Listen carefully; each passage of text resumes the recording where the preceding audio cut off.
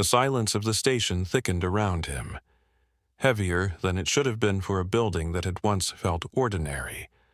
Every corridor, every flickering fluorescent light seemed to hum with anticipation, as if the walls themselves were holding their breath. From somewhere deep within the holding cells, a faint murmur began to rise, threading through the darkness like a living thing. At first, he thought it might be his imagination, the after-effects of a long shift, or the fatigue settling in his bones. But the sound persisted, soft, indistinct, almost teasing. He pressed forward, moving closer to the empty cells, trying to place the source of the whispers. Names drifted toward him, half-formed, disjointed, calling him without reason. There were no prisoners in the station tonight, none to speak these words. And yet the voices continued, layering on themselves, a chorus of tones that should not have existed. They seemed to echo from the bars themselves, wrapping around his ears, responding to the subtle shift of his steps. When he paused, they paused. When he moved faster, the rhythm quickened, an unsettling mimicry that left him breathless. Shadows began to stir at the corners of his vision. At first, he could dismiss them, tricks of light, the sway of a security monitor, the way his eyes adjusted to darkness. But then he noticed the subtle movements, shapes bending and leaning where no source of light could cast them. They did not obey the physics of the room, their edges soft, flickering, as if they existed just out of phase with the world he knew. A chair that had been against the wall a moment ago now leaned slightly toward him, though nothing had touched it. The whispers seemed to draw these forms closer, aligning them with his own path, orchestrating the space around him. Every instinct told him to retreat, yet something anchored him there. The voices, though alien, were insistent, almost pleading, drawing him deeper into the holding area. The air grew colder, carrying the metallic tang of old locks and the faint residue of disinfectant, sharpened by the unnatural tension pressing against him. His own breathing sounded too loud, a stark contrast to the faint susurrations that clung to the edges of the room. Each name whispered felt personal, calculated, a reminder that the emptiness around him was not vacant at all. He approached one of the bars, heart hammering, and glimpsed movement. A dark shape, fleeting, leaning just over the metal. Dissolving as soon as he focused. It left no reflection, no shadow of its own, only a memory etched against the emptiness of the cell. The whispers intensified, overlapping now, forming syllables that almost made sense yet remained cryptic. Every sound was precise, measured, echoing his own uncertainty. The walls seemed to pulse with life, contracting and expanding in subtle rhythm, as though the station itself inhaled with each beat of his rising panic. Time began to lose meaning. Minutes stretched, seconds blurred. He realized he was being watched not by human eyes, but by something older, something that knew the shape of his fear and measured it, waiting for him to falter. The whispers became a loop, repeating, folding over themselves, responding to his own thoughts, as if the station had learned to speak in tandem with his mind. Every step he took toward the exit felt mirrored. Every pause echoed back with an answer he could not comprehend. By the end, the rookie officer understood something fundamental. These cells were never empty. They had never been silent. The whispers were the residue of countless presences, past and present, layered together until the walls themselves breathed the voices of the departed. And though he had not yet seen the full shape of what lingered in the shadows, he knew the station was alive, aware, and watching. The murmurs would not end with the night, and he was already marked by them, drawn into a presence that refused to release its grip. By now, the station felt less like a place of order and more like a living organism, breathing quietly around him, observing with an intelligence he could not name. The echoes of whispers still lingered in the air, threading through the corridors and settling in the corners of the holding cells. He moved cautiously, checking each cell, half expecting to find an intruder, or perhaps something far less tangible. At first glance, everything seemed ordinary, but subtle shifts began to betray the building's hidden life. A metal chair, which had rested against the far wall a moment ago, now leaned slightly, its legs scratching faintly against the tile floor. A tray meant to hold evidence slid across the surface as if nudged by an invisible hand. Papers shifted. Files rearranged themselves into patterns that made no sense. Nothing violent, nothing overtly aggressive, just deliberate, careful movement, as if the building itself were adjusting around him, testing his attention, measuring his fear. He froze. Eyes darting, heart racing. From the corner of his vision, a dark shape appeared, leaning over the bars of a cell. When he turned fully, it was gone, leaving only the faint impression of its presence, a shadow too precise to be coincidental. Each time he looked, the objects responded, moving slightly, aligning themselves with his movements, almost as if the station had become sentient, aware of his every step. The air felt heavier here, tinged with the cold metallic scent of old locks and disinfectant, sharpened into a tension that pressed against his lungs. The deeper he ventured, the more he noticed that the changes were no longer subtle. Chairs shifted toward him when he wasn't looking. Files fell in neat stacks, rearranging into symbols he could not read. A lone pen rolled across a desk in a slow, deliberate motion, as if pointing somewhere, though he couldn't tell where. He began to wonder whether the building had been aware of his presence all along, learning him, predicting him, and then toying with the reality he trusted. At one point, a shadow leaned over the bars once more. He caught only a glimpse, a dark, human-like form, but impossible. Its edges flickered, dissolving into the surrounding darkness like smoke, leaving no footprint, no reflection, nothing tangible at all.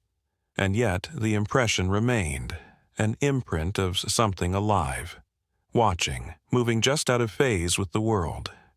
The whispers from earlier nights seemed to converge here, layering over one another, forming an almost coherent hum that vibrated through the air, vibrating in rhythm with his own heartbeat. He began pacing, trying to assert the control, but the objects continued their subtle rebellion. A notebook flipped its pages on its own.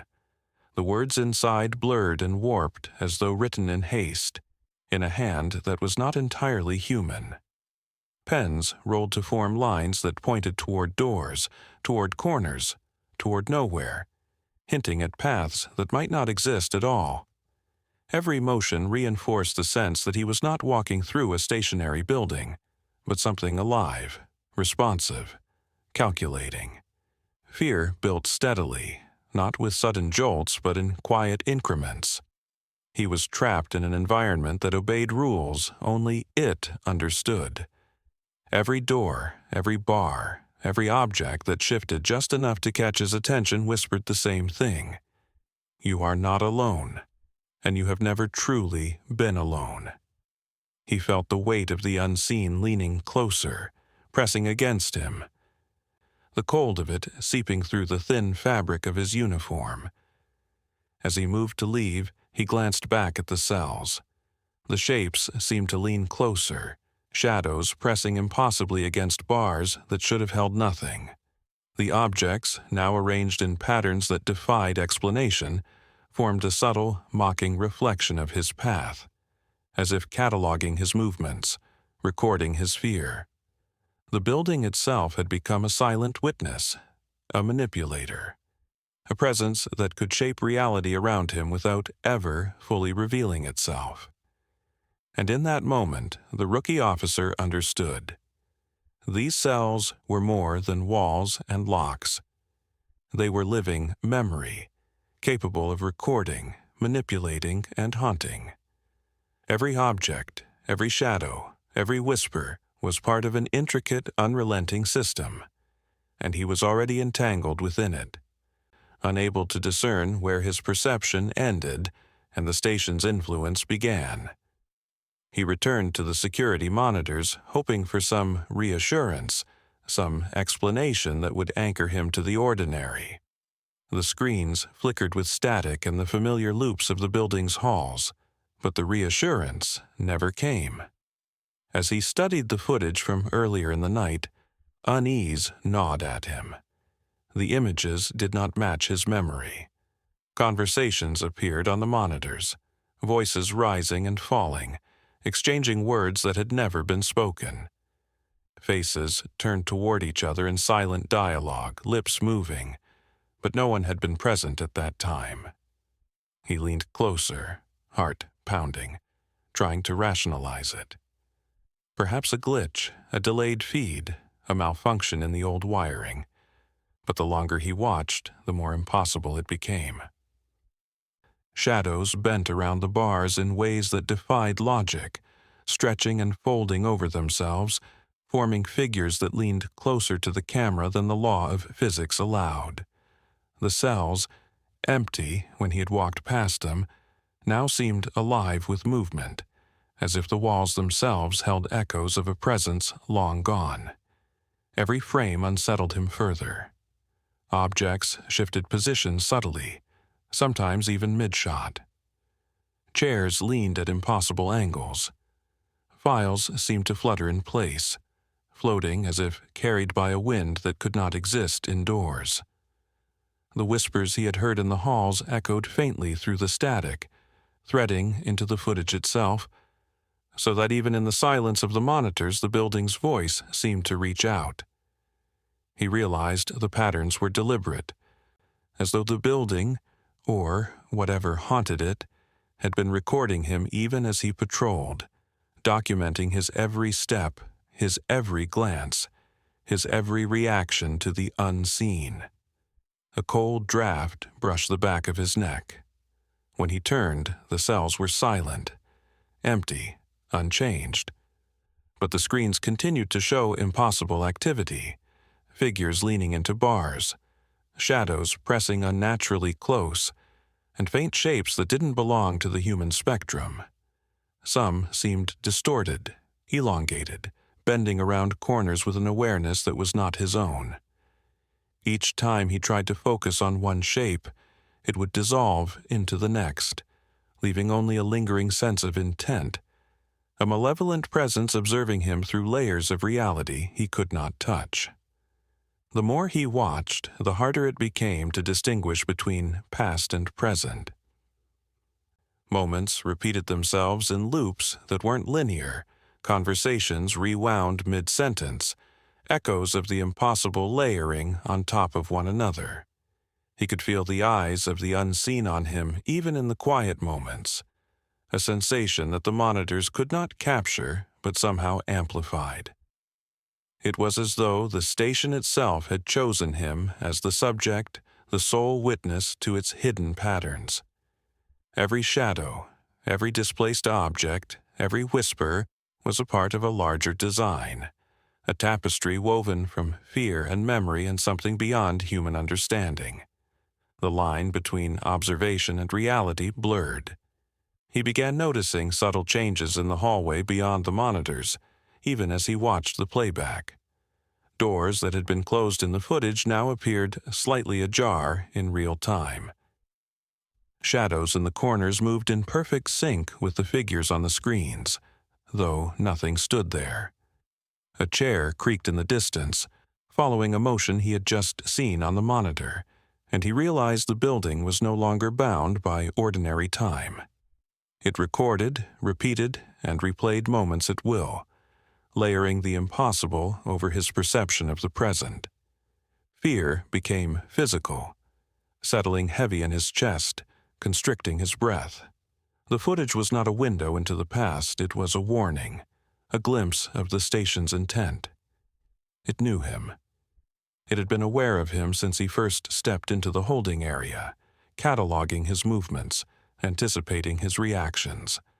And as the distorted figures pressed closer in the recordings, he understood that what he saw there was only a fraction of the reality he was now entangled in. By the time he tore his eyes from the monitors, the shadows in the real world seemed to lean forward, pressing just beyond the edges of his vision. The building's presence had become undeniable, a silent predator, marking him in ways he could neither see nor escape. And deep in the cells, beyond the reach of the monitors, the whispers continued, threading into his mind, a constant reminder that the station had been watching all along and would not stop. He moved toward the main exit, hoping to shake the unease that had been settling like a weight in his chest. The night had already stretched long, each hour marked by the building's subtle distortions, the shadows that lingered just beyond reach, the whispers that seemed to respond to his every movement. But when he reached the door to leave the holding area, relief dissolved instantly. The handle would not turn. He twisted it harder, testing the lock, and felt the cold resistance push back against him, deliberate, unyielding. A metallic groan echoed from the hinges, but it was no ordinary creak. The sound held intent, a low, resonant warning vibrating through the floorboards. He stepped back, heart hammering, glancing down the corridor. The shadows stretched longer than they should, bending across walls, pooling into corners where light had never reached. Something pressed close, just beyond the edge of perception, moving without legs, without a body, yet heavy, tangible. Each door he tried followed the same pattern. Handles twisted uselessly in his hands. Latches clicked, yet the doors remained shut, as if the building itself had grown hands to push back. He heard a faint scuffing behind him, slow and deliberate. The sound of feet or claws on the worn concrete floor. When he turned, the hallway appeared empty, but the shadows stretched closer, coiling along the walls and ceilings, bending around corners in ways impossible for any human or animal.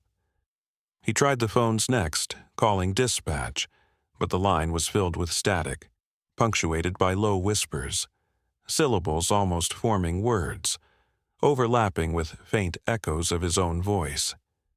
Every sound reverberated through the empty halls, twisting against itself, as though the station were mocking his attempts to connect with the outside world. The fluorescent lights flickered, casting long, irregular patterns of illumination and darkness, highlighting forms that seemed to lean into the hallways, only to vanish when he focused. The air grew heavier, damp and metallic, carrying a faint tang of rust and something older, sharper, impossible to place. His breaths came fast, but the chill in the hallway seeped into his lungs, turning each inhale into a struggle. Objects began to shift subtly around him. Files sliding slightly off counters, a metal tray rocking as if nudged by unseen hands. The weight of awareness pressed from all sides. The building itself seemed alive, a predator aware of his presence and intent on reminding him of it. He turned again to the doors. One finally gave a small click, but when he pushed, it refused to open. Another groaned, then slammed shut on its own. He realized the layout of the holding area had shifted subtly, corridors bending, walls elongating, doors moving positions as if the structure were breathing around him. The familiar environment had become a labyrinth, impossible to navigate, impossible to escape. Each step forward seemed to invite the shadows closer, each motion documented by unseen eyes in the corners, in the reflective surfaces, in the very air he moved through. A soft scraping echoed from behind a cell door. He froze, listening as it circled, slow and measured, wrapping around him, a predator testing its prey. The building exhaled with a subtle vibration beneath his feet, the walls seeming to lean inward. No matter which exit he attempted, the shadows followed, stretching closer, bending space, warping perception. Panic rose, not in bursts, but as a suffocating weight, pressing steadily into his chest, eroding the certainty of reality itself. By the time the first light of dawn threatened to creep through the blinds, he had ceased trying to force an exit. Every door, every handle, every corridor seemed to respond to his fear, locking him not just physically but mentally into the station's grasp. He realized with a cold clarity that the building did not simply trap the body. It observed, manipulated, and claimed those who walked its halls. And as the shadows lengthened one last time before the morning, they leaned closer, patient, deliberate, leaving him acutely aware that nothing about the night had ended. He had only been marked. Daylight arrived slowly, creeping through the blinds in faint, fractured lines. The night's oppressive weight had not lifted, and the rookie moved cautiously through the holding area, expecting to see traces of the impossible he had witnessed hours before. But the cells were empty, disturbingly so, as if the shadows, whispers, and movements had never existed. The metal bars gleamed in the early light, unblemished, no marks, no scratches, nothing to suggest the strange life that had occupied them during the night. He approached the logs, scanning the record books, each entry meticulous and unbroken. There were no mentions of the whispers, the moving objects, or the unregistered presence that had leaned into the bars while he patrolled. Each observation he had made, the shadows that twisted and stretched, the subtle shifts in furniture, the haunting murmurs, left no trace in the official record. The station seemed untouched by his fear, untouched by the events that had clawed at his perception of reality. When he turned back to the surveillance monitors, his stomach tightened. The recordings from the night were no less impossible than he remembered, but now they carried a new, insidious clarity. Distorted silhouettes leaned into the bars, shapes bending at angles no human body could achieve. They pressed close, impossibly close, their forms stretching toward him in ways the building could not physically allow. Each frame seemed to observe him, not as a casual observer but as a subject, catalogued and studied, a participant in a pattern he could not understand. Objects remained displaced, subtle and unnerving. Files that had toppled now sat at odd angles, a chair angled differently than he remembered. Even as the morning light filtered in, he could feel the residual energy of the night lingering in the air. The cold weight of unseen eyes, the brush of a phantom presence at his shoulder, the faint metallic scent that had accompanied each whisper. The building had left its mark, not on walls or doors, but on him, embedding its influence deep in his perception, a record only he could feel. He moved toward the door, testing its function now that the sunlight provided some reassurance. It opened without resistance, but the freedom was hollow. The building's presence had not dissipated. It had not forgiven him for being there. Every hallway still seemed to echo the impossible, the way a shadow might bend in a corner, how the light flickered in unnatural rhythms, the faint creak of something moving behind a closed door. The station remained quiet to the outside world, orderly and unremarkable, yet he knew its interior landscape had been forever altered. As he prepared to leave, he glanced back at the cells one last time.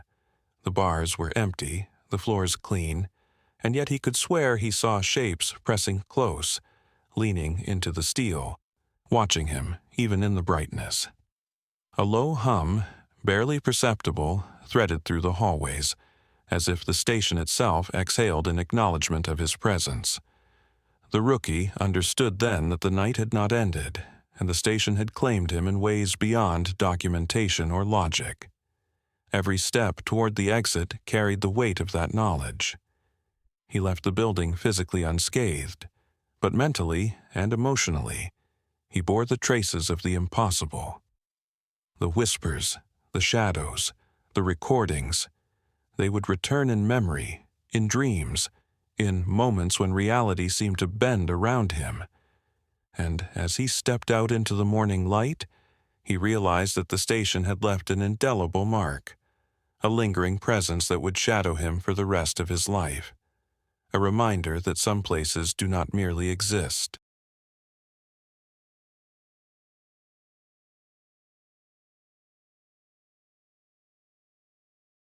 He arrived at the bridge just after sunset, the swollen creek beneath it rumbling like a living thing, swollen with rain and shadow. The road leading to the structure had long since been abandoned, the asphalt cracked, the paint faded, and everything around it cloaked in the dim wash of a clouded sky. At first, it felt like any other night patrol, a routine check of a neglected crossing. The air was damp, carrying the smell of wet earth and rotting leaves, and a thin mist curled along the creek, rising from the water like breath from something below. Nothing moved. No insects, no birds, no wind stirring the branches. Just the steady pulse of water and the echo of his own boots on the weathered metal grating. He leaned over the railing, peering into the murky depths. Shadows shifted beneath the surface, subtle ripples that shouldn't have existed. At first, he told himself it was the water itself, the reflection of a low-hanging cloud, a trick of the light. But the movement was too deliberate, too precise, as if a shape, large, humanoid or not, was gliding just beneath, aware of his gaze. The air grew colder, fingers of chill slipping under his jacket, and a strange pressure settled in his chest, a heaviness that made it hard to breathe. He stepped back, reaching for the radio on his belt, hoping to break the tension with the routine click of a check-in, but the channel was dead. Silence hummed in its place, thick and expectant. Moments stretched. Then a distortion flickered in the water, a sudden shape that coalesced for an instant before dissolving into ripples. It was wrong in every way, proportions twisted, angles impossible, a body that shouldn't have existed in the creek, yet undeniably present. His pulse hammered in his ears, adrenaline sharpening every sound. The water's low gurgle, a branch creaking upstream, a subtle undercurrent of a moan that might have been wind, or might have been something far older, patient, waiting. He froze, unsure whether to step closer or retreat, unable to tear his eyes away from the impossible shimmer. The bridge, silent and hollow beneath his feet, felt like it belonged to something else entirely, as if it had always waited for him. A faint movement caught his peripheral vision, a dark shape slipping across the span, just beyond the edge of the mist. He blinked, and it was gone. He turned slowly, scanning every shadow, every ripple in the water, every distortion in the fog. Nothing should have been there. And yet, the air pressed against him with the certainty of a living presence. The creek seemed to pulse in time with his heartbeat, dragging him closer to the edge, closer to the unknown beneath. The wind shifted, carrying a sound like soft scraping, or maybe sighing, impossible to place, but enough to make him stumble back. He knew instinctively that this was no ordinary patrol. The bridge itself felt alive, aware, a threshold to something that did not belong to any world he had ever known. Each step he took toward the center made the shadows under the water twitch, a mirrored rhythm that was unnerving and deliberate. The cold wrapped around his fingers. The metal rail vibrated faintly under his touch, and the water below shimmered as if reflecting not the sky, but a void. He realized he had crossed a boundary, one that ordinary perception could not explain. and he understood in that instant that the bridge was not a place to simply check off a list. It was waiting, patient, and watching. Then, for a heartbeat, a distorted figure flickered under the water, only partially formed, leaning toward him in a way no human could, and he knew he could not retreat without carrying the memory with him. The unease was sharp, insistent, embedding itself deep in his nerves, as if the water itself had memorized his presence and was cataloging it for some unseen purpose. He stepped back again, heart racing, knowing the night had only just begun, and the bridge, the creek, the waiting shadows were far from finished with him.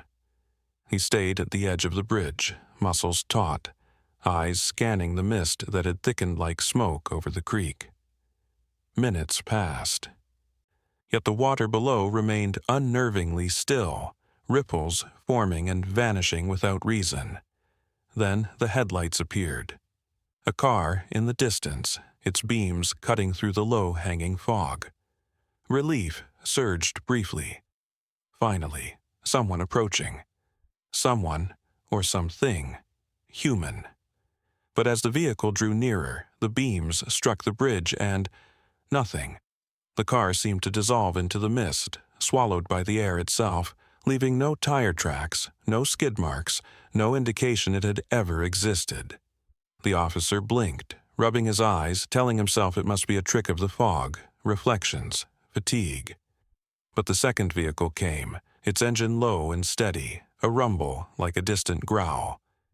It, too, vanished before reaching the span, leaving only the empty road and the sound of water swirling beneath.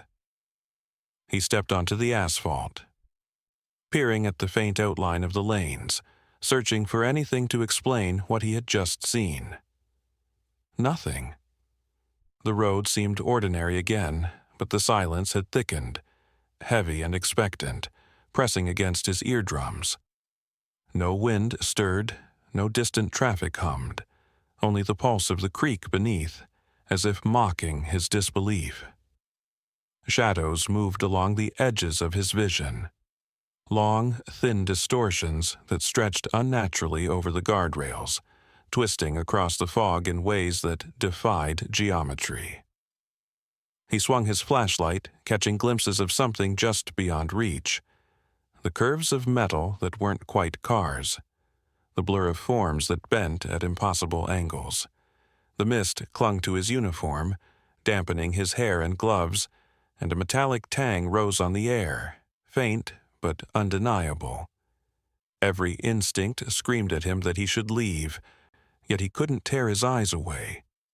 The bridge had shifted from a simple crossing to a threshold of impossible phenomena, and he was trapped on its surface, exposed. He tried the radio again.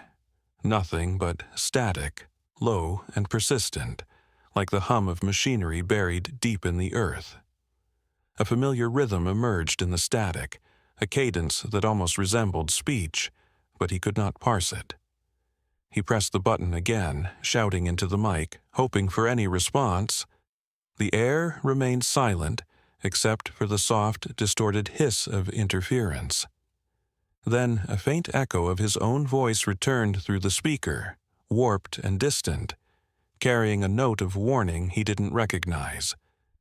It whispered, coaxed, and even in that warped tone, he could sense the urgency. Leave. Step away. Move. The bridge listened, and it knew he hesitated. Movement flickered beneath the mist again. He saw shapes at the edges of his vision, shadows elongating and contorting, stretching along the metal span, then vanishing whenever he focused on them. It was as if the fog itself conspired with the unseen bending reality around his perception. The thought struck him with sudden clarity. These were not tricks of light or fog. He was seeing something alive, something aware, something that defied physics yet obeyed some other unfathomable logic. Panic began to build, slow and insistent, like icy water filling his chest. Every instinct screamed at him to retreat, but each step backward revealed the road stretching longer than before, as if the bridge itself had warped, pulling him toward the center.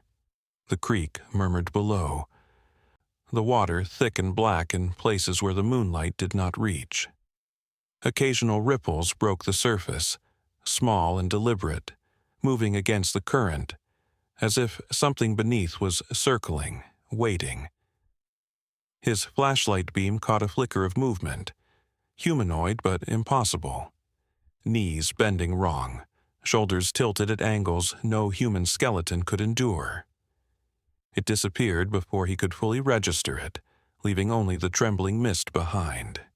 He realized he was no longer observing the bridge. The bridge was observing him.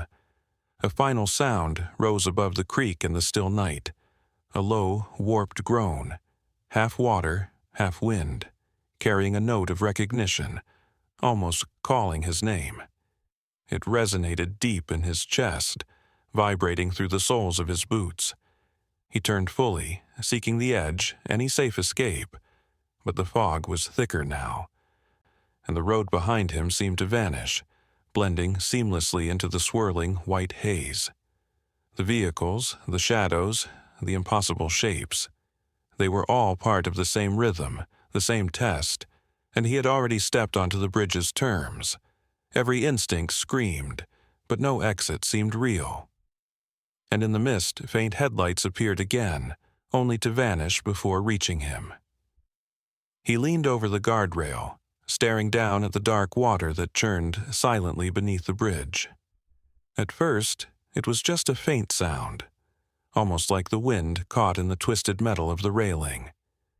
Then it grew, a high-pitched, urgent scream that seemed to come from everywhere and nowhere at once.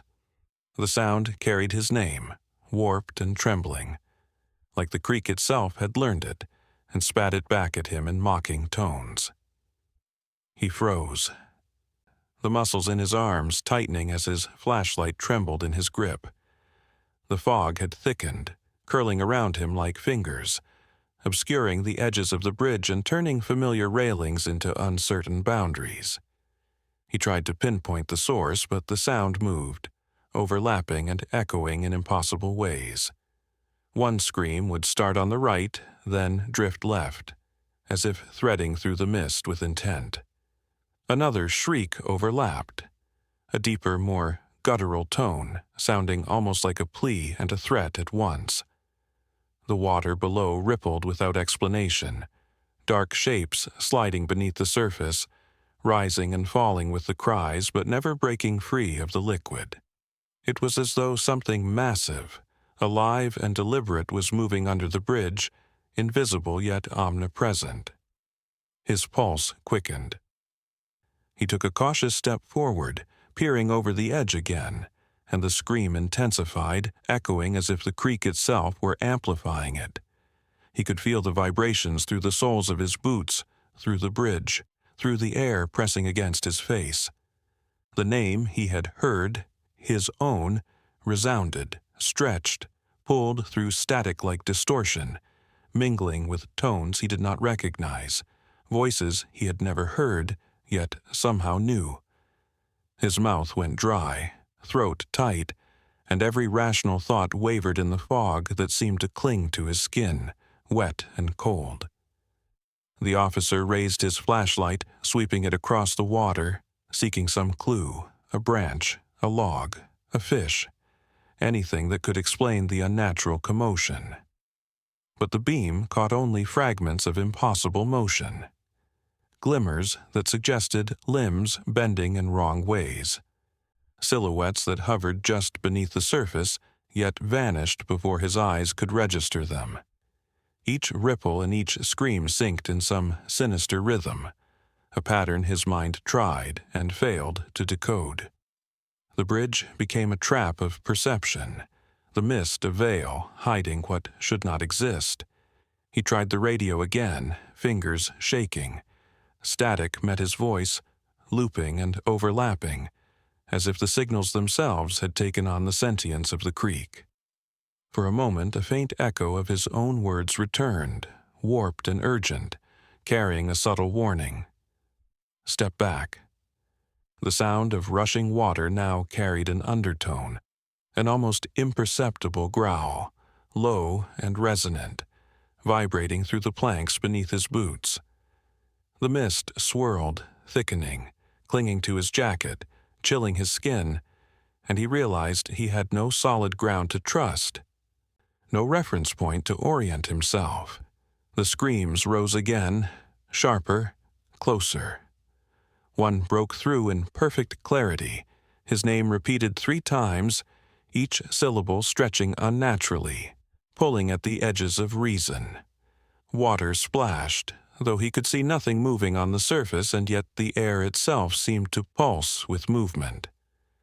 Something beneath was aware, intelligent, circling endlessly, responding to his presence, anticipating his reactions.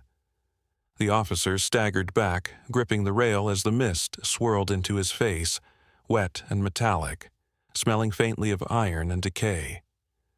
Then silence cut through. For a single, suspended heartbeat, everything paused. The creek, the fog, the distant world beyond the bridge. The mist parted just slightly, and he glimpsed a form. Humanoid, twisted, elongated, impossibly positioned, crouching beneath the surface as though watching him from the shadows of the water. The scream returned, louder, looping, relentless, and for a moment he felt that it carried not only his name, but the knowledge of every choice he had ever made, every hesitation, every fear. He stepped back, unsure if he was moving forward or backward, unsure if the bridge itself had shifted, unsure if he would ever escape the creek's reach. The screams did not fade. They circled him, rising and falling, an unbroken chorus of sound and intent. And though he could not see it, he knew it waited, patient, alive, aware, beyond the edge of the water, and perhaps beneath him as well. The mist had thickened over the bridge, curling around the guardrails and cloaking the asphalt in a cold, clammy gray.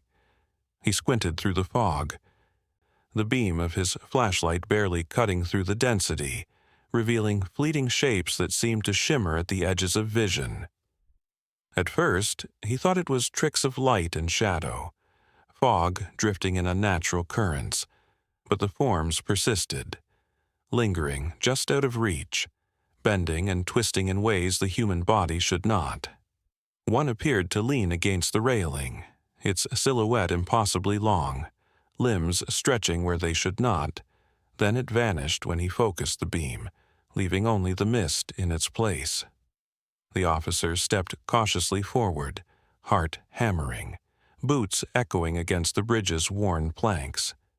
Each time he blinked, he caught glimpses of figures standing at angles that defied gravity, bodies folding, twisting, appearing both near and far at once. They seemed aware of him, responding to his movements in ways that made no sense, ducking as he approached, emerging when he stepped back. He reached for the radio again, hoping to call backup, but only static replied, a low hum that vibrated through the metal beneath his feet. The mist shifted with each crackle of the transmission, curling into forms that mimicked the silhouettes he had glimpsed, teasing him, daring him to move closer. A sudden movement drew his gaze toward the center of the bridge. A figure crouched, limbs folded in a way no human could manage, its head cocked at an unnatural angle as though observing him, testing his resolve. He swallowed hard, the metallic taste of fear rising in his throat. Each step he took was mirrored by a new shape appearing elsewhere in the fog, multiplied reflections of something impossible. He tried to track them, to understand a pattern, but the figures obeyed no logic. They existed at the periphery, vanishing when confronted directly, always just beyond the reach of certainty. The fog carried sound with it, faint echoes of movement, low shuffles, wet drags along the bridge's surface, and a whispering that seemed too precise to be accidental. He spun the flashlight in wide arcs, catching glimpses of fleeting forms, shapes crouched on railings, bodies flattened against the road, angles that should have collapsed but held firm. The mist shifted again, pooling around the legs of one figure that seemed to crouch impossibly in midair. The officer's mind raced, trying to reconcile what he saw with what he knew to be physically possible. It made no sense, and the impossibility gnawed at him like a cold stone in the chest. He attempted to step back toward the far end of the bridge, but the shapes followed, appearing closer than before, as if the distance itself were a lie. One figure flickered near his feet, bending downward, then darted up to the railing ahead, moving without sound, without weight, a shadow that could not exist, yet did. He forced himself to breathe, each inhale rattling in the cold, wet air, each exhale a visible puff in the dim flashlight beam. The mist thickened again, wrapping him, hiding the edges of the bridge, blurring his bearings. A low groan rose from the fog, subtle, almost human, yet wrong, resonant, hollow, as though multiple voices had merged into one, stretching across space in a warped, endless loop. He felt it press against him, the vibration traveling through the boards beneath his boots. The figures lingered in his peripheral vision, shapes folding, stretching, always just beyond the beam, until his chest tightened and a cold, unnatural pressure seemed to close in around him. He realized he could not leave the bridge, not in the usual way, not without encountering these impossible watchers. Then the mist thinned slightly, revealing only emptiness ahead.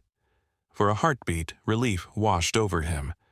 Then the shape reappeared, not ahead, not behind, but everywhere at once, bending the very light around it, a final glimpse before it dissolved back into the mist. The officer froze, trapped between the seen and unseen, aware that every step, every breath, every heartbeat was being observed by figures that had no right to exist, yet did, waiting for him to make the next move into their unknowable pattern. The radio crackled in his hand, a familiar weight that suddenly felt alien. A lifeline now twisted into something threatening. He pressed the transmit button, hoping for a voice from dispatch, a reassuring word from a colleague, but only his own voice came back, warped, distorted, slowed and stretched, pleading for him to leave. At first, he thought it was interference, a glitch in the system. Yet the echo carried something else, an intonation, a pause, a subtle insistence that wasn't his own. Each time he spoke, the radio repeated him, layering syllables, stretching the cadence into a long, dreadful chant, as if the device itself had absorbed the sound and returned it with a new, deliberate intent. He dropped the microphone, fumbling to adjust the knobs, tapping buttons in desperation, but the frequencies refused to connect, refusing any outside signal. The room seemed to pulse with the rhythm of his own repeated voice, bouncing off walls, vibrating through the floor beneath him. He backed toward the bridge railing, the fog curling around him, sensing something just beyond reach, something that moved in tandem with the echo of his own words. The distorted voice did not warn, it commanded, urging, demanding, a presence that seemed alive and patient, shaping him with sound alone. The officer turned, scanning the mist-shrouded span, but the figures he had glimpsed before were gone, or perhaps hidden by the fog, waiting, indistinct and patient. The radio began to hum, low and continuous, vibrating in his palm as if resonating with the pulse of the bridge itself. He tried yelling into it, pleading for any response, any reassurance, but the words were stripped of clarity, twisted into fragments that bore no relation to the message he had intended. Every shout returned, altered, heavier, layered with static and a subtle undercurrent of something alive, watching, learning, mimicking. His breathing grew rapid, mist forming with each exhale, eyes darting across the empty expanse of the asphalt. Yet he could feel it, the way the distorted repetitions pressed against him, folding time and space into a pattern he could not comprehend. Each echo from the radio seemed to draw the mist closer, curling around him in soft, almost caressing swirls that carried with them a chill deep enough to settle in his bones. Shadows danced at the edge of the fog, subtle shifts in shape, hints of movement that aligned with the cadence of the voice he had just spoken. He clenched the device, instinctively trying to silence it. But the static continued, insistent and precise, layering the syllables of his own name beneath every phrase. There was a rhythm now, 3 pulses, a pause, 3 pulses again, a pattern in the repetition that suggested intelligence, awareness, and something malign. Every attempt to step away only brought the voice closer, aligning with his movements, countering his efforts, a presence both tethered to him and yet separate, something that existed in the space between the bridge and the fog. His hands shook as he pressed the emergency channel, hoping against reason that someone would respond, that the distorted chorus would be replaced by human voices, concern, clarity. Instead, his own distorted pleas returned, now layered with faint laughter, or something like laughter, high-pitched, fleeting, unplaceable. He realized the radio was no longer a tool. It had become a conduit, a living thing that carried his voice outward, altered it, returned it to him as a warning, a threat, a command. Every attempt to disconnect felt futile, as if the frequencies themselves had been absorbed by the mist, by the bridge, by the very air surrounding him. The officer stumbled backward, tripping over a raised plank, and the radio slipped from his grasp. It landed, face down, silent for a heartbeat, then began to pulse softly, faint static building into a slow, deliberate cadence, echoing his own heartbeat. He froze, aware that the device was waiting, and so was whatever answered it.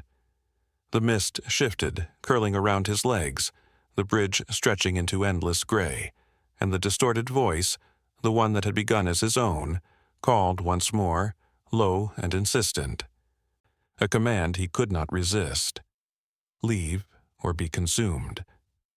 He slid into the driver's seat, hands gripping the wheel like it was a lifeline, hoping that moving forward would restore normalcy.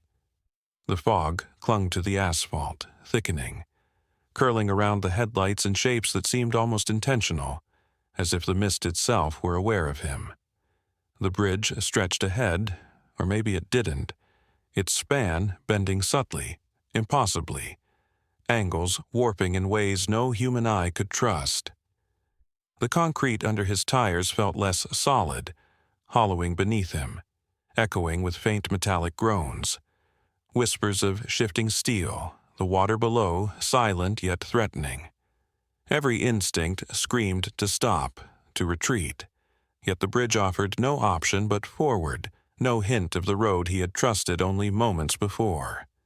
He forced his foot down, headlights cutting through the gray, only to see the surface ripple as though water ran beneath it, shadows flickering just under the asphalt. The road behind him dissolved into nothing. No fog, no earth, just a hollow absence that swallowed the faint sound of his own engine. He glanced in the side mirror, the guardrails twisted unnaturally, stretching toward impossible horizons. The mist reflected parts of himself back in fractured, distorted fragments, his body elongated, limbs bent in ways that defied natural anatomy, yet unmistakably him. The reflection stared back, patient and silent, and he realized he was utterly alone, yet undeniably observed. The hum of the engine, once steady, now warbled in rhythm with his pulse, synchronized to a heartbeat he could almost hear beneath the fog. Shadows pooled and twisted in the peripheral view, figures standing at impossible angles, frozen in place yet moving with subtle, unnerving fluidity. Every attempt to focus on them directly caused the fog to swallow their forms, leaving only suggestion, a shape here, a flicker there, always hinting at what might be following, hovering just beyond comprehension.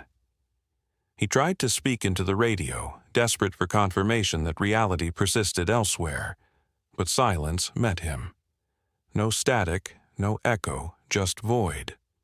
A sudden shimmer passed beneath the headlights, a distorted reflection moving faster than the speed of his own car. The bridge groaned under him, a low, resonant vibration that traveled through tires, frame, even into the marrow of his bones. The water below no longer rippled naturally. It pulsed, rising and falling like a living organ, dark shapes twisting in its depths, reaching toward him in silent gestures that promised nothing but terror. The air carried a metallic tang, sharp and bitter, as if the bridge itself were bleeding, reshaping, dissolving. Each breath he took came cold and thin, carrying the scent of wet stone and rusted metal. He swerved instinctively, trying to grasp familiar markers, yet the asphalt warped beneath his tires, stretching endlessly into a gray oblivion. The bridge no longer had edges. Guardrails were half-visible illusions, and the fog thickened to a solid curtain around him. Glimpses of the mist revealed his own reflection again, warped, twisted, grinning, or perhaps screaming, its features impossible to reconcile. He could no longer trust his own perception. The landscape bent around him, obeying a geometry that made sense only to something that was not human. Faint, distant howls reached him across the hollow air, rising and falling in sync with the pulse of the water below. Shapes flickered just outside his peripheral vision, human in outline, yet unnatural in angle. Limbs stretched or bent at impossible points, standing in defiance of gravity, always just beyond direct sight. Every instinct screamed danger. Every rational thought fled under the weight of the surreal, impossible landscape. And yet he pressed onward, trapped in momentum, a passenger in a nightmare that required his attention to continue existing. Then, in a moment almost imperceptible, the bridge disappeared.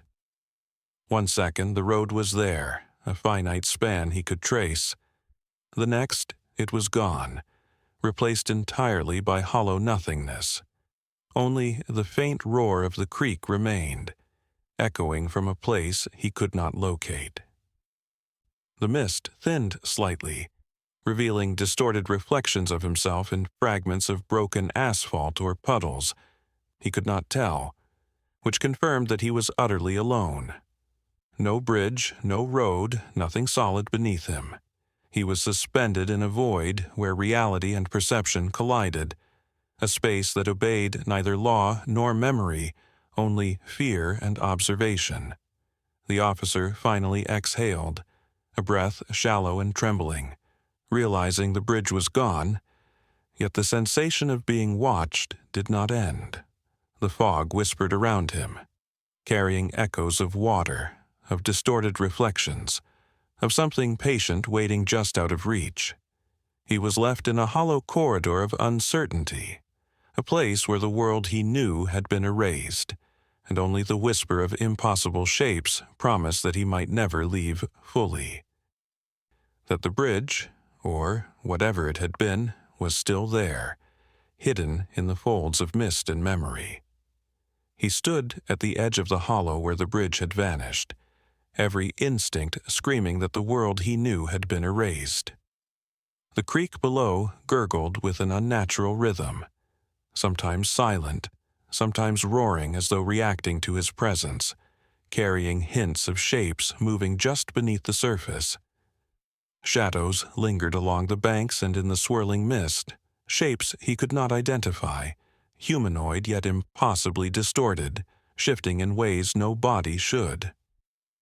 Even standing still, he felt the pull of unseen eyes, something patient and calculating, watching the tiniest twitch of his limbs, measuring his fear. The sound of water became a chorus of impossible echoes, overlapping cries and whispers that seemed to come from everywhere and nowhere at once.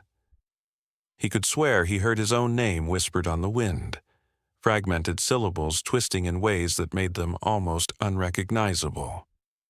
Occasionally, a distorted reflection shimmered in the puddles at his feet, elongated, bent, but unmistakably his own, confirming he was utterly alone, yet undeniably observed. The air smelled damp and metallic, like wet steel, carrying the faint tang of decay that made him flinch with every breath. Every attempt to move away felt futile.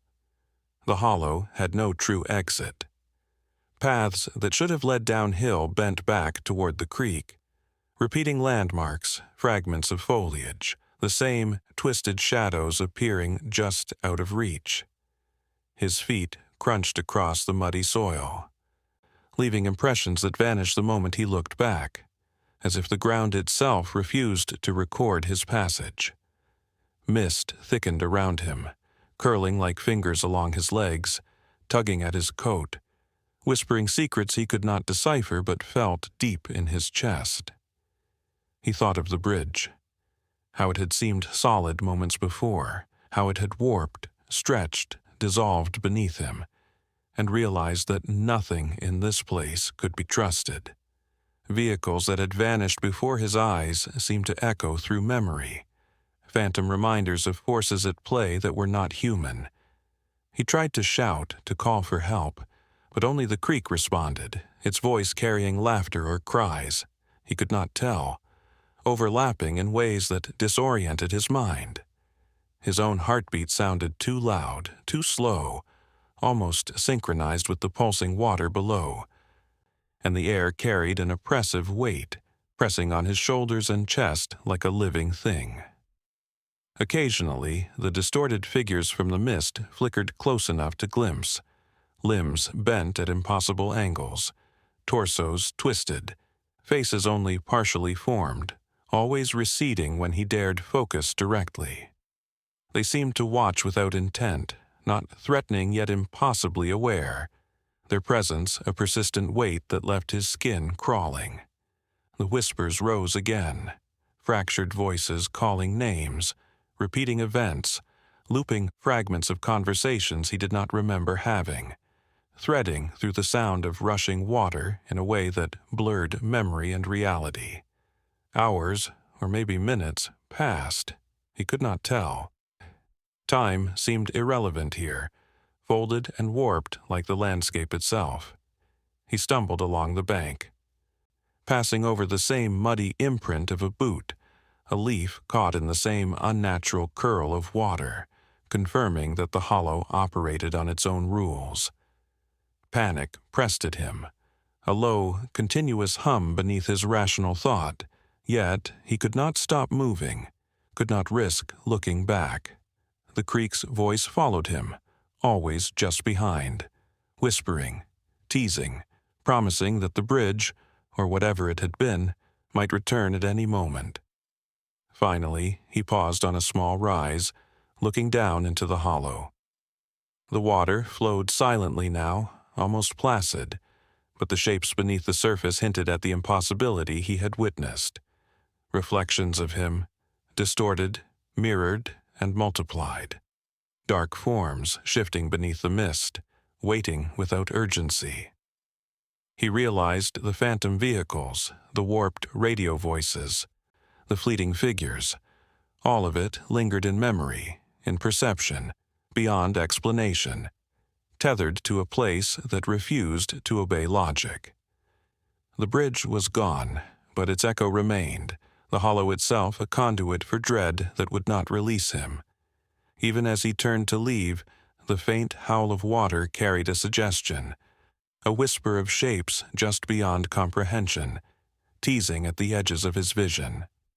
The world beyond the hollow existed, he hoped, yet the sound followed, reminding him that the creek's echo was patient, eternal, and perhaps the bridge, or the nightmare it represented, would never truly let him leave.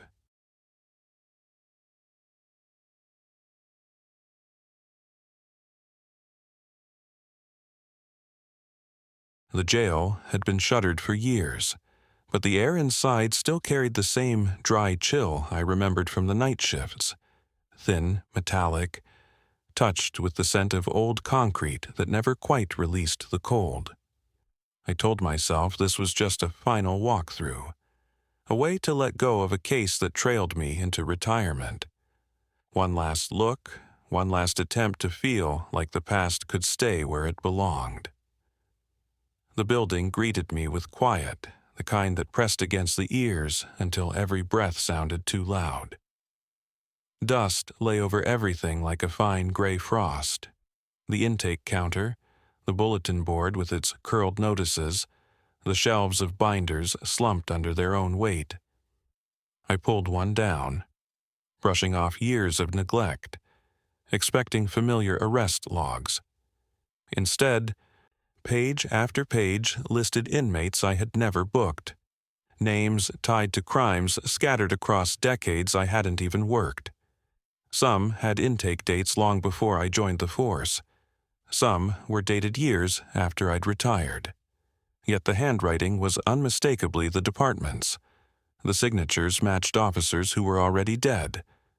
I flipped through the files, the paper brittle against my fingertips, and each name felt colder than the last. Nothing about the place had changed, yet the records insisted they had. The lights above me buzzed without truly turning on, as though the building remembered how to function but had forgotten why. I closed the binder, trying to steady my breathing. That was when a cell door slammed somewhere deep in the row. The sound cracked through the silence like a gunshot. Sharp, echoing, final. I froze. The air around me remained perfectly still, no draft, no movement, nothing that could have knocked a door shut. The jail wasn't connected to power. The blocks were empty. Every door should have been locked open, rusted into place. I forced myself down the corridor, the echoes guiding me toward the noise. Each cell sat exactly as abandoned as I remembered. Nothing disturbed except the dust my boots brushed aside. Then I reached cell 7. The latch trembled once, just a faint metallic twitch, and clicked open all on its own, swinging out with the slow, groaning exhale of something waking up after a very long sleep. I stood there, staring into the dark of the empty cell, and knew the building hadn't forgotten me at all. It had been waiting. The corridor stretched ahead, long and lined with rusted bars that still smelled faintly of sweat and disinfectant, though the air hadn't moved in years. I stepped forward, boots crunching on the thin layer of dust, trying to ignore the cold prickle climbing up my neck. That's when I heard it. Soft, deliberate footsteps echoing ahead of me. Not scattered or uncertain, but measured, deliberate, as if someone, or something, knew exactly how I walked. I followed, slower at first, then matching pace without meaning to.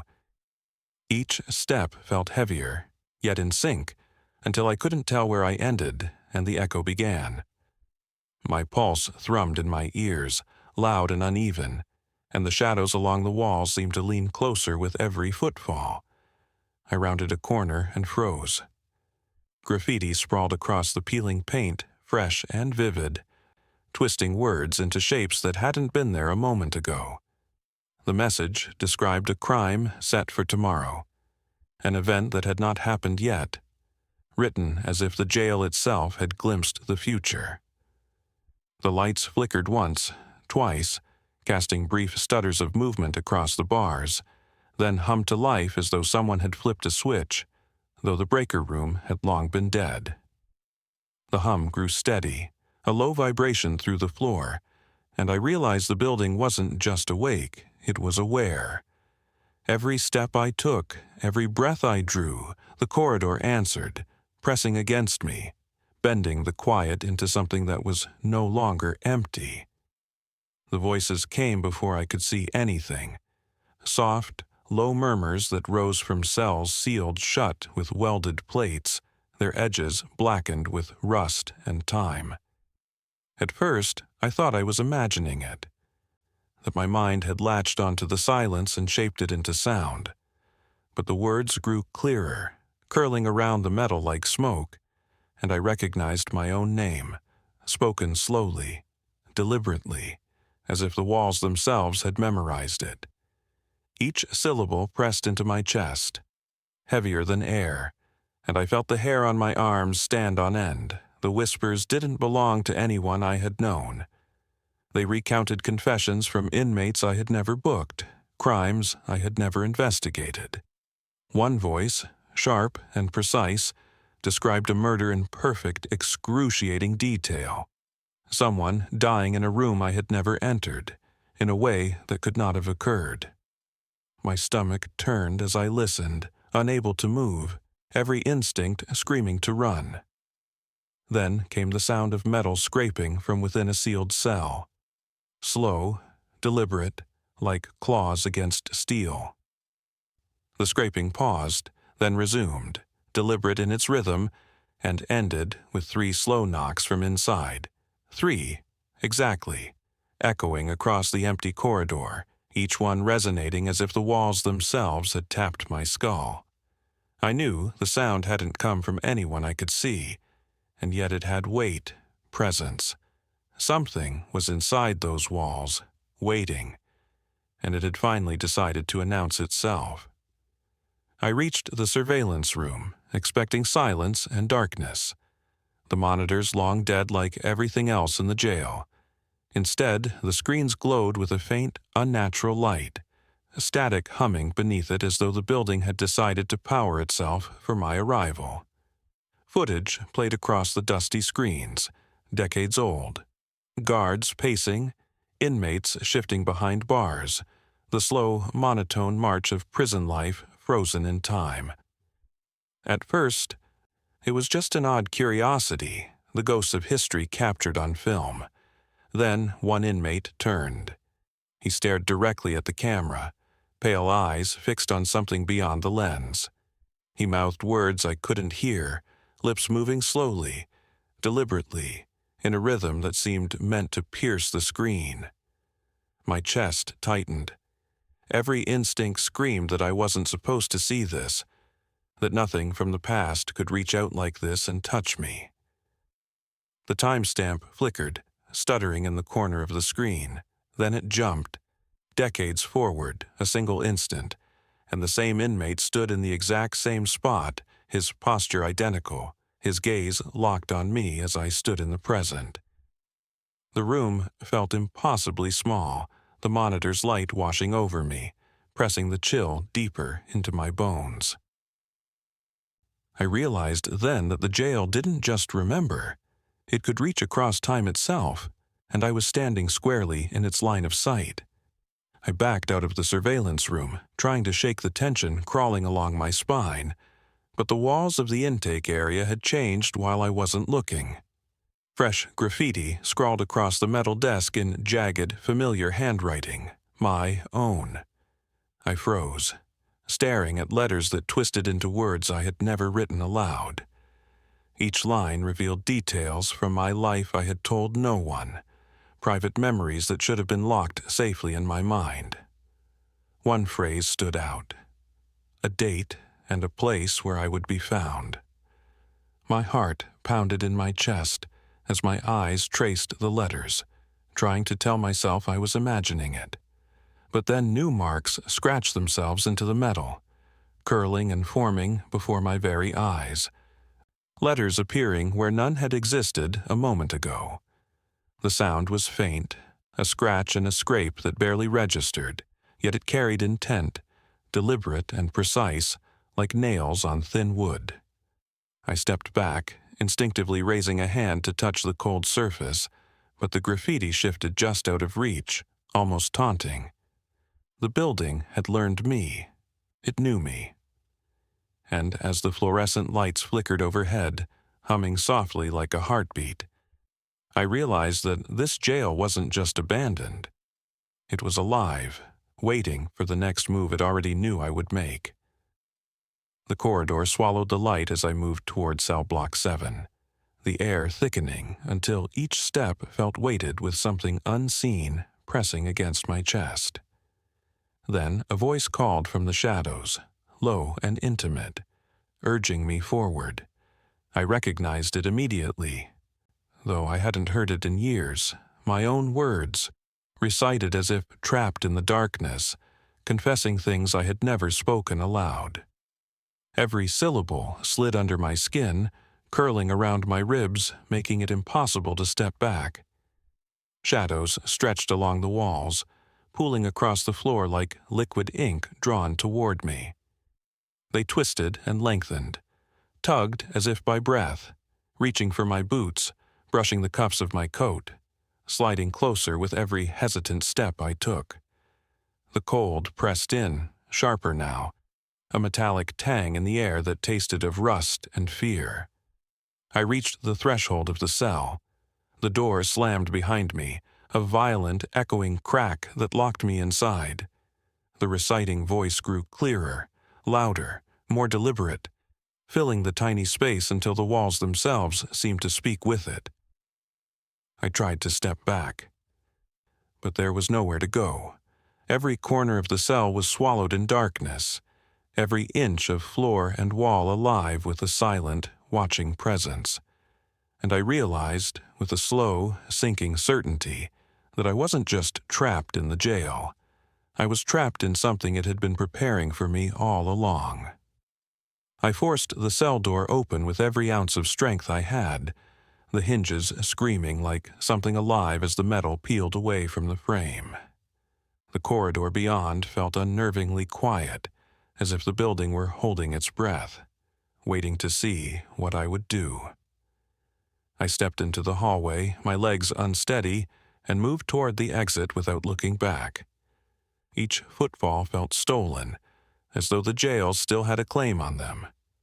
Outside, the cold air hit me like a wall. It should have felt clean, freeing, but it pressed against my chest with a weight that made breathing difficult, thicker than the stale air I'd left behind. I could still feel the place clinging to me, its whispers in my ears, its shadows trailing just at the edge of my vision. For a moment, I imagined I was free. Then I turned. The windows of the jail glowed faintly, not with light, but with movement. Shapes pulsed inside the glass, figures shifting back and forth, watching, waiting. They weren't reflections. They weren't tricks of the night.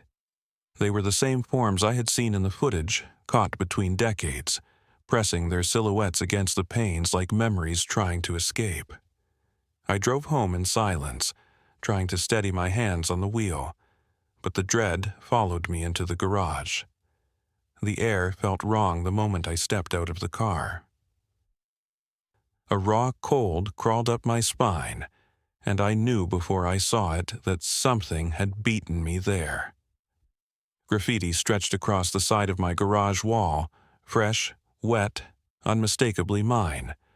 The words twisted in the same jagged strokes I'd seen inside the jail, predicting what I would do next. A date, a time, a decision I had not yet made. And as the ink dripped slowly toward the concrete, I knew the jail hadn't stayed behind. It had come home with me.